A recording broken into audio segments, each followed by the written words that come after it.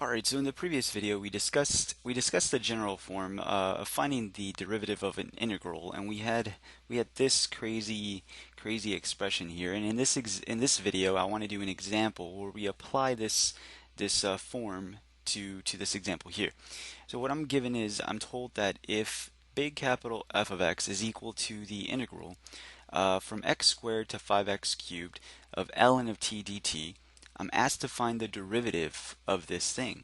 So if you think about what they're telling us to do, they're saying, look, f of x is equal to this thing here. They're saying f of x is equal to x squared to 5x cubed of ln of t dt. So that's what they're giving us, but they're asking us to find the derivative. They're asking us to find the derivative of f prime.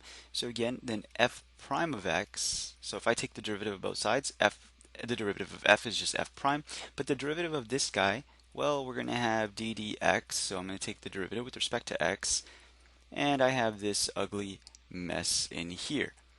Ln of t dt, and this looks very similar to what we have here. So this example is simply just asking us this question here: find the derivative of this integral. So we're going to do just that. So we're going to say, let's see, let me change my color here.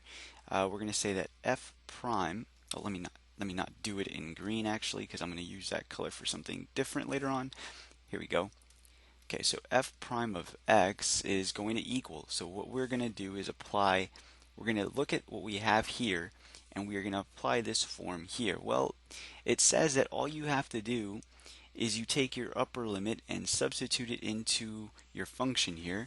So if we go back to our problem over here, it looks like our upper limit is this 5x cubed, and I'm going to get this guy and plug him in there.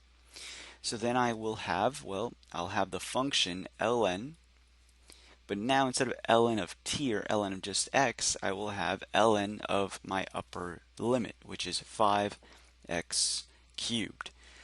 So we've essentially done this part right there. And what follows? Well, the part that follows next is the derivative of what I just substituted in. So what is the derivative of 5x cubed? Well, the derivative of 5x cubed is just 15x squared. And then next comes this part right here. So we subtract, so minus. And now what we have is we have to substitute. It looks like I take my bottom limit and I substitute it into my function. So if I go back to my problem here, my bottom limit is x squared. And it looks like this x squared, I will substitute it into my ln function. So I will have, let's see, ln of not just x anymore, but ln of x squared. So this becomes ln of x squared. So what we've just done again is this part right here. And again, what follows is the derivative of what we just substituted in. Well, the derivative of x squared is simply just 2x. And we can clean this up a little bit if you like. I mean, you can write the 15x squared to the front. You can apply some log properties here if you'd like to, and clean it up to one nice natural log function. I'm not going to do that. You can do that for practice. I'm just going to put a big box on this and just say, this is my answer. This is my answer right here, and I'm pretty happy with that.